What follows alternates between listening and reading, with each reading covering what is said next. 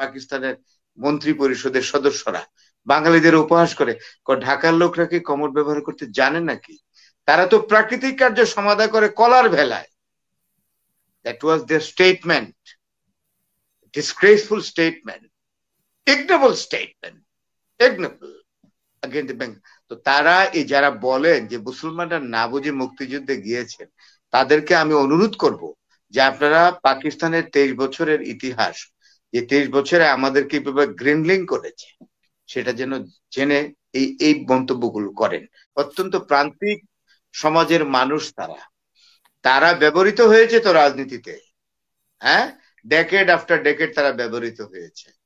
আপনি কি তাদের দ্বারা আশা করেন যে আপনি সীমান্তের উপর থেকে আপনি বার্তা দিবেন, হ্যাঁ, উহি নাজিল করবেন, আর সেই উহির দিকে লক্ষ্য করে সবাই গিয়ে এখন ঝাঁপিয়ে পড়বে ঢাকা শহরে? ময়দানটা কি তাই? টাকা পয়সা, হ্যাঁ, নোটের গন্ধ খুব আনন্দ নাকি? গোলাপ ফুলের চেয়েও বেশি আনন্দের মনে হয়? নাক একেবারে সেলাই করে দিচ্ছে না কেন, যাতে নোটের গন্ধ না পায়?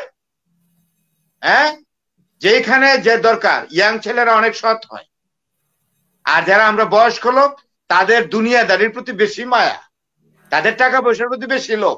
আমি দেখেছি, অনেক লোক দেখেছি, বয়স কয়দিনই বা বাঁচবে পৃথিবীতে সেই খেয়াল নাই, কিন্তু টাকার গন্ধ মহানন্দ।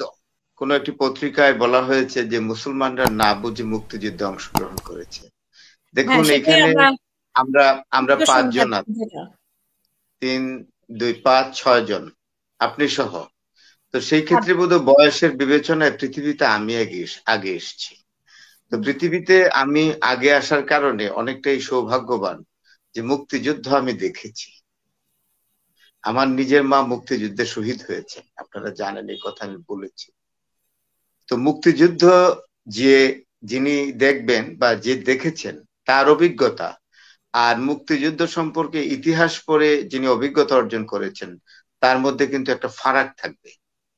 তো সুতরাং যারা বলেন যে না বুঝে মুসলমানরা মুক্তিযুদ্ধে অংশগ্রহণ করেছে, তারা 23 বছরে পাকিস্তানের যে 23 বছর পাকিস্তানের শাসনে আমরা যে তাদের অধীনে ছিলাম, সেই চিত্রটা সম্পর্কে তারা জানেন না আমরা কিভাবে অর্থনৈতিকভাবে নিগৃহীত ছিলাম, চাকরি ক্ষেত্রে আমরা কিভাবে অবহেলিত ছিলাম, আমরা কিভাবে সামাজিক মর্যাদায় পাকিস্তানিদের হাতে লাঞ্ছিত ছিলাম। আমি ছোট্ট একটা উদাহরণ দিই। আপনি একজন মন্ত্রী ছিলেন, আমি তার নামটা আজকে বলবো না, কারণ তার ছেলে এখন বাংলাদেশের রাজনীতিতে অত্যন্ত বিতর্কিত একজন মানুষ। সেই মানুষটির বাবা কেন্দ্রীয় সরকারের মন্ত্রী ছিলেন, তিনি একজন বাঙালি। তো সেইখানে এটা হলো 50s এর একটি ঘটনা। তখন সম্ভবত চৌধুরী মোহাম্মদ আলী পাকিস্তানের প্রধানমন্ত্রী, ক্যাবিনেট মিটিং চলছে করাচিতে।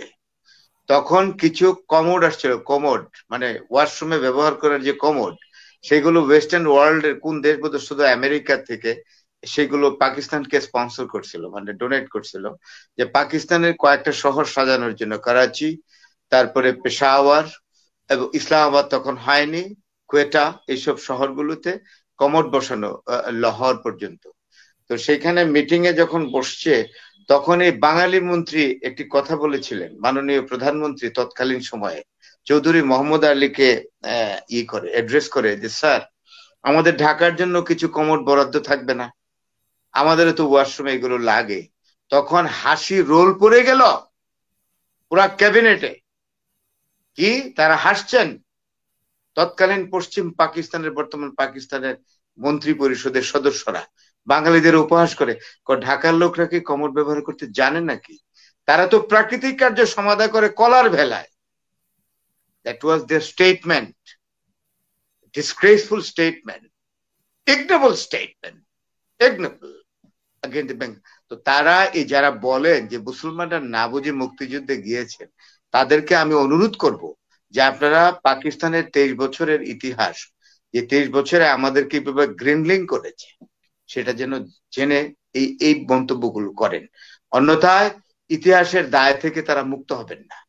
ইতিহাসের কাছে তারা কিন্তু বিবেকের কাছে বন্দী থাকবেন, মানুষ তাদেরকে ভালো চোখে দেখবে না।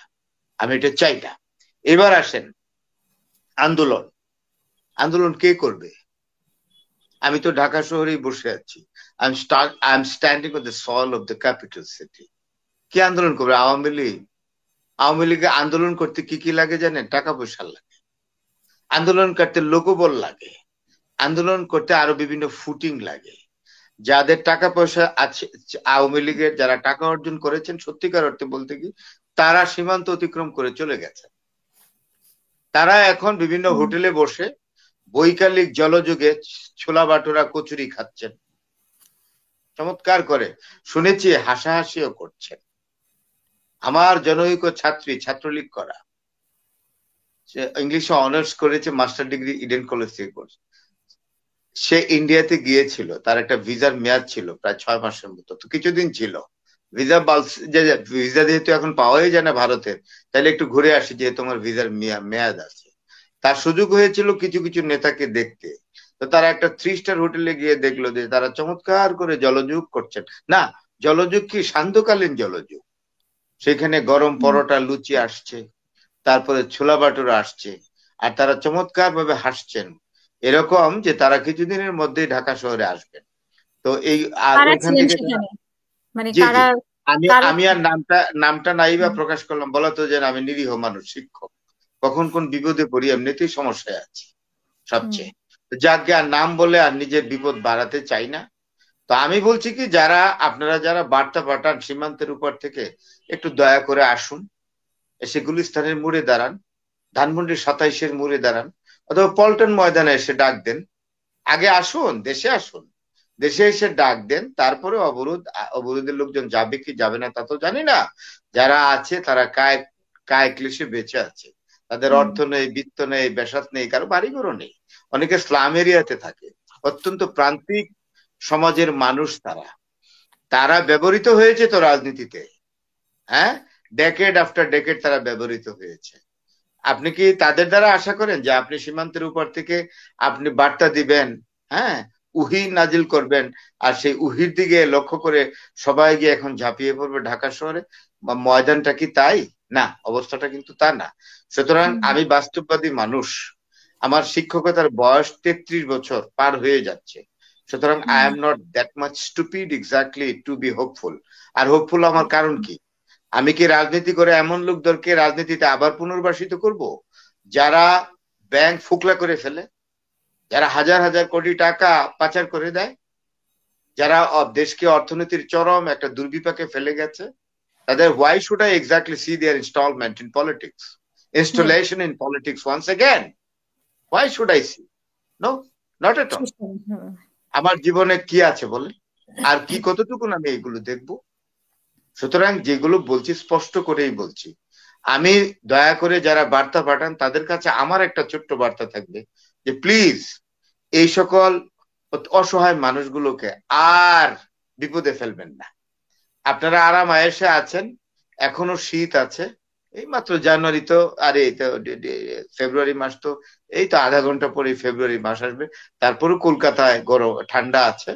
আর যদি আপনারা সিমলায় টিমলায় থাকেন, আর যদি কাশ্মীরে ভ্রমণে যান, ইন্ডিয়ার অংশ যেটা, সেখানে গেলে তো প্রচুর শীত, সেখানে আপনারা বিদেশি কম্বল, ডাবল কম্বল দিয়ে শুয়ে থাকেন, আরাম করেন। বার্তা দিয়ে ফরহাদ ভাই আর যিনি লুটিয়ান দিল্লিতে আছে, না যাই হোক, আমাকে স্পেসিফিক প্রশ্ন করেন না, আমি বলছি যারা এখনো ভারতের অত্যন্ত কনকনে শীত যেই অঞ্চলগুলোতে, সেই অঞ্চলে যদি আমাদের নেতৃবৃন্দ যারা বর্ডার অতিক্রম করে রাতের অন্ধকারে চলে গেছেন, তাদেরকে আমি বলবো ডাবল বিদেশি কম্বল দিয়ে শুয়ে থাকেন, আরাম করেন, প্লিজ মেসেজ পাঠায়েন না। পাঠায়া এই গরিব মানুষগুলো, তাদের একটা, এই শীতের মধ্যে তাদের কোনো শীতের বস্ত্র নাই কেন? এই মানুষগুলো তো এই দেশে, তাদের প্রতি একটু দয়াশীল হন আপনারা। এই অনুরোধ আপনাদের প্রতি রইল, যারা আপনারা সীমান্তের উপারে আছে। আমি একটা মানুষ, আমি এই বাংলাদেশে দাঁড়িয়ে আছি, কেন আছি জানেন? হয়তোবা আমার মধ্যে সততা আছে, তা না হলে তো আমার শ্রীগড়ে যাওয়ার কথা, তাই না? মামুন ভাই জানেন, স্নিগ্ধা রিজওয়ানও না জানার কথা না। আমার একটা মানে আশাকটা একটু পছন্দ করি, তাই। আর তাছাড়া আপনাদের মতো মানুষের কল্যাণে মিডিয়াতে আসতে হয়, যেন তেন ভাবে আসা তো যায় না, তাই নিজের দারিদ্র ঢাকার আপ্রাণ চেষ্টা, একটু টাই স্যুট পরা, আর কিচ্ছু নেই, আমার কিচ্ছু নেই। Even I don't have a car. কি করে বুঝাই বলেন? এই দুঃখ কারে বুঝাই আমি? সুতরাং যারা অনেক কষ্টে এই দেশ স্বাধীন হয়েছে। আমার পরিবার মুক্তিযুদ্ধে অনেক, আমার বাবার কত সমস্যা, মৃত্যুর আগের দিন পর্যন্ত, মানে আমি একটি সত্যি কথা বলি, খুবই সমস্যা গেছে আমার বাবার দীর্ঘদিন এই এই এই আওয়ামী লীগ করার জন্য। হ্যাঁ, মায়ের মৃত্যু হয়েছে, মামা বাংকারে মারা গেছে, এগুলো বলে লাভ নাই। যারা শত শত কোটি টাকা কামিয়েছেন তাদের পরিবারের কয়জন মুক্তিযুদ্ধে অবদান রাখছে আমি এটা জানতে চাই আজকে। আমি আজকে বয়সের এই সীমান্তে দাঁড়িয়ে, জীবনের সান্ধ্যকাল বিকেল বেলায় দাঁড়িয়ে আমি জানতে চাই তাদের ত্যাগ কতটুকু। কেন? হ্যাঁ, দেশটা কি ইজারা দেওয়া হয়েছিল নাকি কারো কাছে অকশন দেওয়া হয়েছিল? আপনাদের কাছে ইজারা দিয়েছিলাম আমরা দেশটা? No, not at all. আর লেগেসি এসব বন্ধ। বাংলাদেশে আমি মনে করি, আমি একটা ক্ষুদ্র মানুষ, বাংলাদেশের এই দেশটাকে সঠিকভাবে জায়গা মতো নেওয়ার জন্য সংস্কারের প্রয়োজন হলে প্রয়োজনে রেফারেন্ডাম দেন, যেটা মামুন ভাই বলেছেন, প্লেবিসাইড দেন, গণভোট লাগান, জনগণ সিদ্ধান্ত দিবে যে আমরা এইটা চাই ওইটা চাই। আপনাদের কারো মাতব্বরি করার দরকার নাই তো। You have to get the consent from the common people who are adult exactly to be entitled to give the free franchise vote in the election. সেভাবে করেন, তাহলে তার কোনো অসুবিধা নাই। আপনি কি মনে করেন যে আমরা জেনেতনে ভাবে সিদ্ধান্ত কেউ নিলে আমরা মেনে নেব? এটা তো গত সরকারের যে সরকার প্রধান ছিলেন শেখ হাসিনা, উনি কি এটা বুঝেননি? উনার কি খেসারত দিতে হয় না এটার জন্য যে আমার পিয়ন 400 কোটি টাকার মালিক? এই কথাটার জন্য ওনাকে কত বড় মূল্য দিতে হয়েছে, এটা কি আর বুঝার কারো বাকি আছে এই দেশে? তাহলে সবাইকে সাবধান থাকতে হবে। আমি শুনেছি ব্যুরোক্রেসির যে আমলাতন্ত্রের দুর্নীতি একেবারেই কমেনি। সুতরাং আমি আবারও বলবো, এই যে আমাদের আয়াতুল্লাহ, এই যে আমার স্নেহের আয়াতুল্লাহ, স্নেহেরই বলবো, অনেক ছোট মানুষ, এটা দামি কথা বলছি তো, যে প্রত্যেক মিনিস্ট্রিতে একজন দুইজন করে সমন্বয়কারী যারা অত্যন্ত সৎ ছেলে, ওদেরকে ডেপ্লয় করে না কেন? এই যে ঘুষ যাতে না খাইতে পারে, secretary, additional secretary, joint secretary, তারপর ডেপুটি সেক্রেটারি, অ্যাসিস্ট্যান্ট সেক্রেটারি, তারা যাতে, সিনিয়র সেক্রেটারি, টাকা পয়সা, হ্যাঁ, নোটের গন্ধ খুব আনন্দ নাকি? গোলাপ ফুলের চেয়েও বেশি আনন্দের মনে হয়? নাক একেবারে সেলাই করে দিচ্ছে না কেন, যাতে নোটের গন্ধ না পায়?